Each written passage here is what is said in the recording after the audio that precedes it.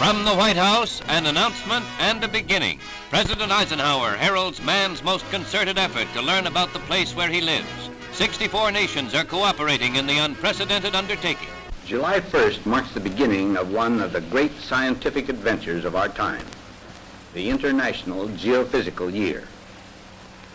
During this period, which will actually be 18 months, scientists of the United States will join their efforts with those of the scientists of some 60 other nations to make the most intensive study ever undertaken of our planet.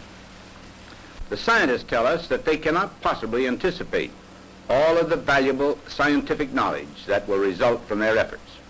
They believe that many of the facts thus acquired will give us new understanding and new power over the forces of nature.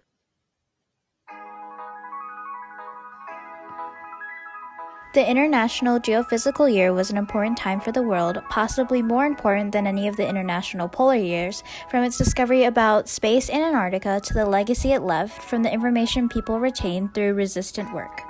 The IGY, or International Geophysical Year, was not a new idea. There are international polar years in 1882 and 1932. The international polar years were thought of by Australian explorer and naval officer Lieutenant Carl Widpert. The first international polar year, which was from 1882 to 1883, had 12 countries participate: Austro-Hungarian Empire, Denmark, Finland, France, Germany, Netherlands, Norway, Russia, Sweden, United Kingdom, Canada, and the United States. Altogether, they completed 15 polar expeditions, 2 to Antarctica and 13 to the Arctic. There are some problems with countries publishing their own data rather than doing it cooperatively with the other nations. The second International Polar Year took place in 1932 to 1933. The International Meteorological Organization proposed and promoted it as an effort to investigate the newly discovered jet stream. 48 nations participated in the second International Polar Year, and it showed more understanding in meteorology, magnetism, atmospheric science, and in the mapping of ionospheric phenomena that advanced radio sciences and technology. 40 permanent observation stations were established in the Arctic, creating a step function expansion and ongoing scientific Arctic research. In Antarctica, the U.S. contribution was the second Bird Antarctic Expedition, which established a winter-long meteorological station. It was approximately 125 miles south of Little America Station on the Ross Ice Shelf at the southern end of Roosevelt Island. Although the 1932 polar year accomplished many of its goals, it fell short on others due to the advance of World War II. In fact, because of the war, most of the data collected and scientific analysis completed during the Second International Polar Year was lost forever. Scientists timed the IGY to coincide with an unexpected peak of sunspot activity and several eclipses. An 18-month-long IGY would allow scientists to sample all these solar events and to do other projects too. So the International Council of Scientific Unions designated July 1st, 1957 through December 31st, 1958 as the official International Geophysical Year. 7 years before the IGY, scientists from around the globe were carrying out pre-IGY tests.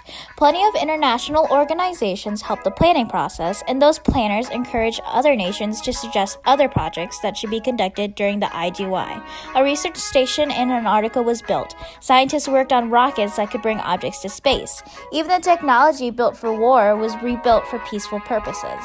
All of these pre-IGY projects and many more brought together countries, preparing them for 18 months of teamwork.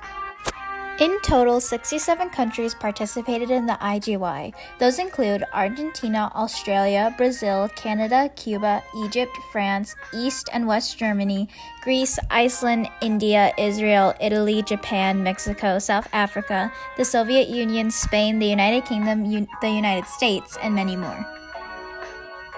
The International Geophysical Year Organizing Committee decided that regardless of what country, the data found should be available to all scientists and scientific institutions. After all, if only a few people could know the information found, what was the point of having an International Geophysical Year? There was certainly a threat of the data that would be found in the IGY's 18 months to be lost either to war or politics. That all the facts collected during the next 18 months will be filtered into and stored in 3 world data centers. One of these centers is international, with each nation taking the responsibility for one or more sections. The two other centers will each take a complete set of data.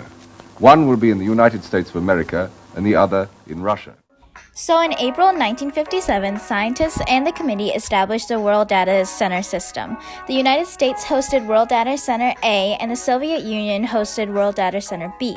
As for World Data Center C, it was subdivided among countries in Western Europe, Australia, and Japan. Each World Data Center was equipped to handle a variety of different data formats, including computer punch cards and paper tape. In addition, each host country agreed to have all the data in the World Data Centers be available to anyone, regardless of their home country. The International Geophysical Year officially started on July 1st, 1957.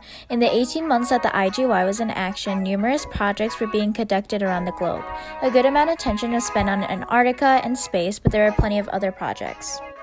Although the IGY consisted of a variety of projects, the space race is definitely one of the most known projects, known for the tense competition between the Soviet Union and the United States.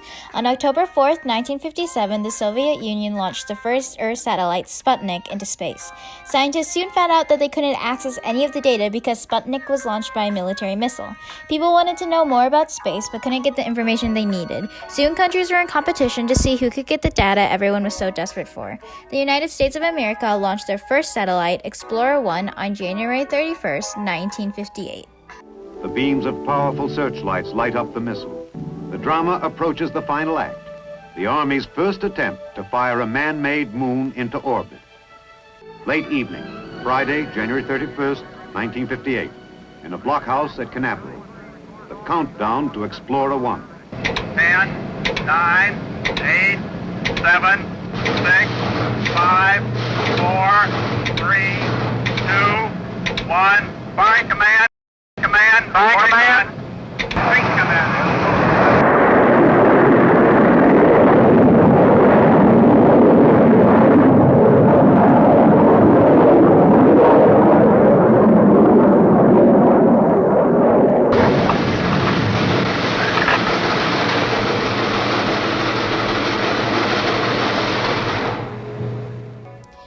The satellite also had important cargo. The NOAA webpage says it carried a small instrument called a cosmic ray package that measured cosmic rays. IGY scientists designed this instrument. This measured the cosmic rays in space while the satellite was in orbit, giving scientists data they needed. The United States also launched another satellite, the Vanguard 1, later that year in March.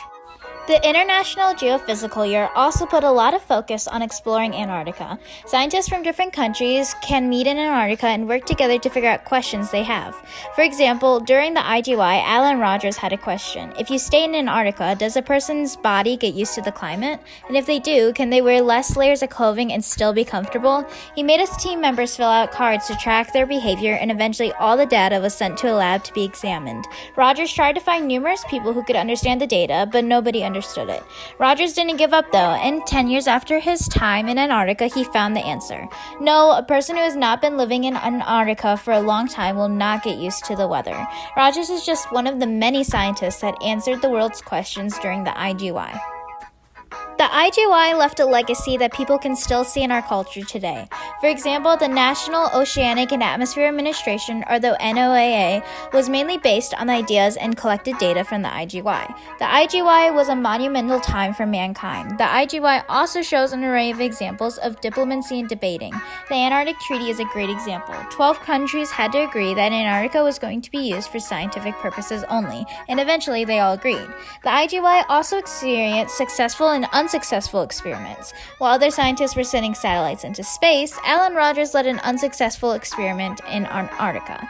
The IGY certainly was a time that has affected our understanding of the world, as we can see its legacy even today. And perhaps most important of all, the international cooperation of the next 18 months may well prove to be the first tentative step to a friendlier and a more tolerant feeling between the nations of the world. The International Geophysical Year begins at midnight. The great adventure is about to start.